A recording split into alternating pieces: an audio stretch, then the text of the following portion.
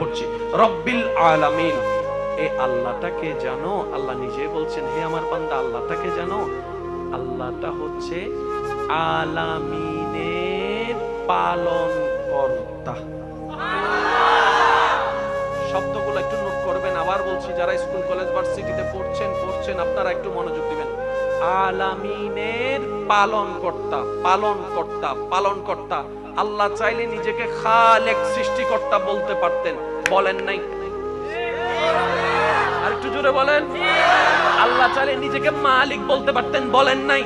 কারণ আল্লাহ তাআলা কালামটা হচ্ছে কার? আল্লাহর। কোথায় আছে? কোরআনে। আর আল্লাহ কোরআনটা 1 সালের জন্য, 2 সালের জন্য, 3 বছরের জন্য, 10 বছরের জন্য নাজিল করেননি। কিয়ামত পর্যন্ত সর্বযুগে সর্বাবস্থায় টিকে থাকার সমস্ত কোয়ালিটি আল্লাহ কোরআনের ভিতর দিয়েই কোরআন পাঠিয়েছেন।